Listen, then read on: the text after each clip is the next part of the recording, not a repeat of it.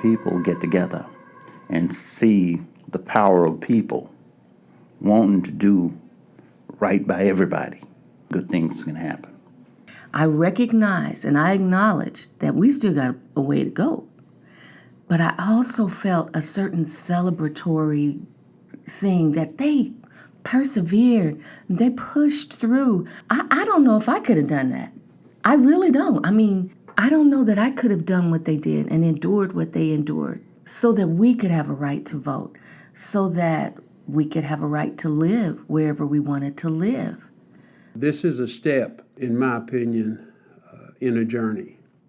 It's important to me for my Rotary Club to have the commitment to take that time and go and really explore the civil rights movement and things of that nature. You know, Rotary has a DEI statement that they say, but oftentimes you talk the talk, but you don't walk the walk. So literally, we walked the walk this time in Birmingham and in Selma and in Montgomery. It was very life-changing, very moving. I learned a lot. I experienced a lot even in just those few days, and feel like I have a small piece of an understanding, but a much greater understanding about some things that I didn't even know about before.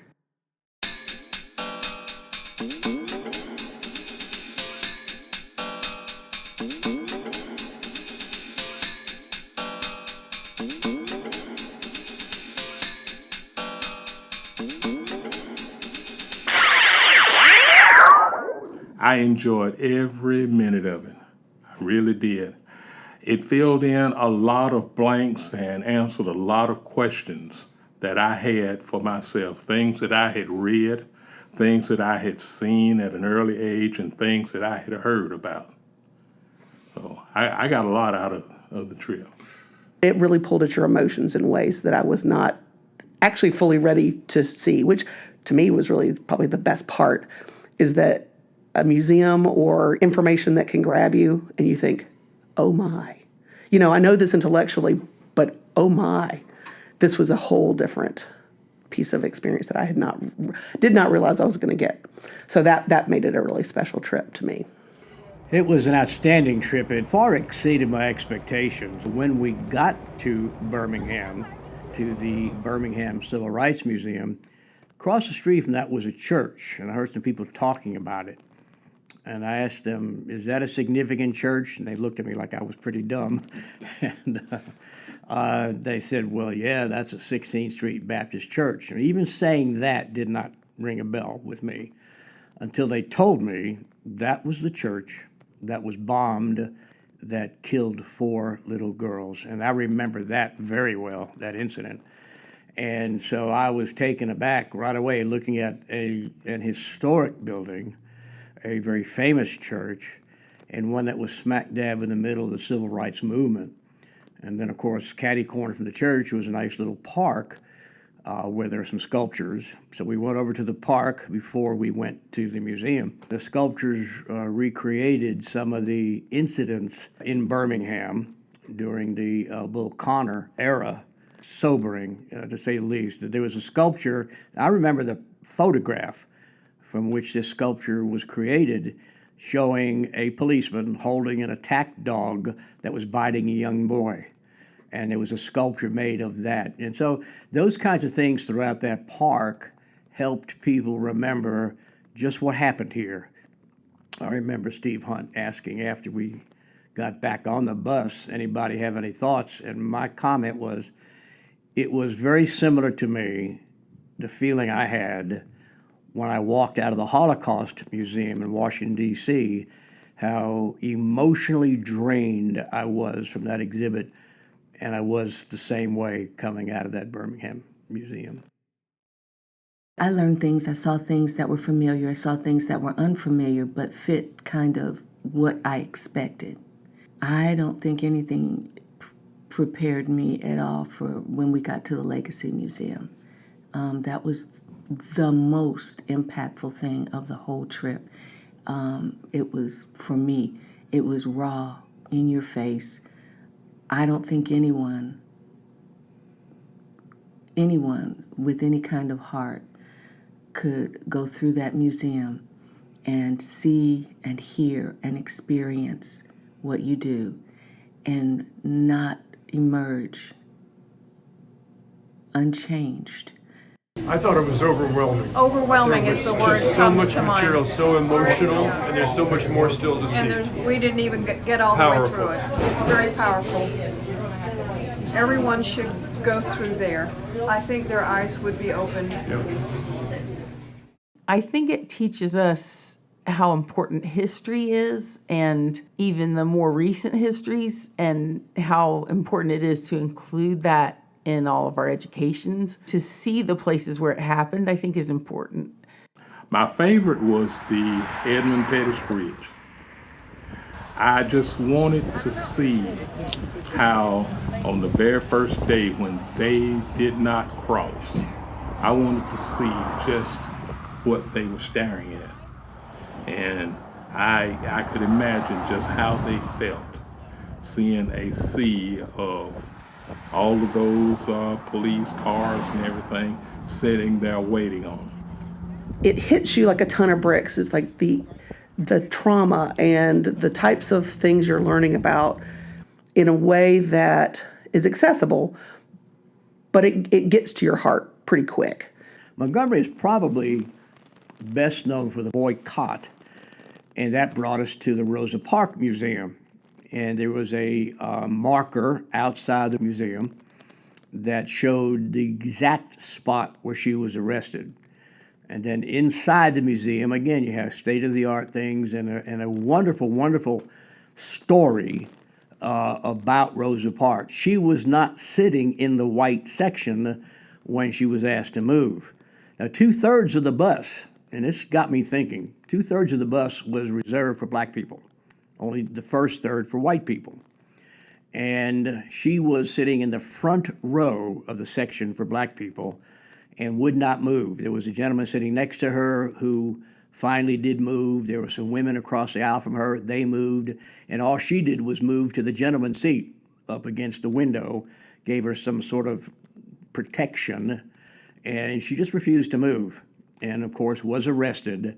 So eventually the bus boycott began. So Rosa Parks is tremendous, tremendous profile and courage, if you will. Being on a trip like this, for a lot of people, would be impactful because, one, the trip, there are people of all ethnicities and colors on the trip to begin with. So just being in groups of a diverse group of individuals, male, female, white, black, Hispanic, from teenager all the way to retirees, that in and of itself, being in that group, because a lot of times people, they self-isolate into certain groups that they feel comfortable with or they think are like them. So that part helps. I think the thing that affected me the most was that lynching memorial with those things hanging down with the names that, had been like exposed to the weather, and just the sheer number of the names and the dates and the fact of all those people. And that's just the tip of the iceberg. That whole place was just very moving. Really upsetting, but, glad I went. And you talk about something sobering, that there were pillars hanging that would identify the names of the people who were hung, who were lynched, but it was by county, not by state, but by county in each state. They were all over the place, the hundreds and the thousands of men and women and children who were lynched during that time. And just to go to the Legacy Museum and look at the people who were hanged for the various trivial things that took place during that time. And I hope it's one of those things that when my fellow Rotarians go back, they will, when they hear people say they just need to get over it, that they're able to change the narrative, to talk with them about you can't just get over it, because that's just not how it works. and how to treat people, how to value people who are different from them, and what diversity, equity, and inclusion brings to any institution, the value that the people bring to the table, and value that. The Rotary motto is service above self. How do you serve others? What are some good ways to serve? I know the Hickory Sunrise Rotary Club, we started talking about this over a year ago when we began talking about what could be a motto for us, what could set us apart since we're such a small club. And somebody came up with the phrase, let's walk the walk. Let's really do what we say we're going to do. And how better walk the walk than walk across Edmund Pettus Bridge. And Steve Hunt came up with that idea, and everybody said, oh, you mean we can leave Catawba County and walk someplace else? And once the idea took hold, it seemed just to be the right thing for us to do, and for us to keep walking and keep people's minds alert to how much damage we can do if we choose to do that, but how much good we can do if we choose to do that as well. Everyone that I've talked to, I have recommended that they go to this, of all races, that they go and at least visit. If they don't visit Selma, at least go see something that has something to do with civil rights. It's very important to go to the source. It was a really good combination of things to see, all of it, the small and the large. I think it should be something that should be offered often to a lot of people. During the entire trip, I kept thinking, this is not how God desired his world to be. I believe Rotarians, like Coach Vince Lombardi once said about his team, he said, 48 men working as one can't be beat.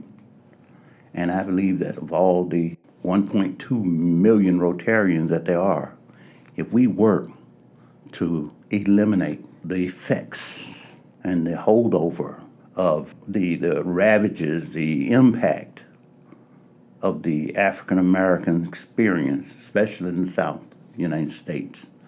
If we work together to make an impact on that, I think that we could change. We could do a lot of good to change. It is all sad and hurtful.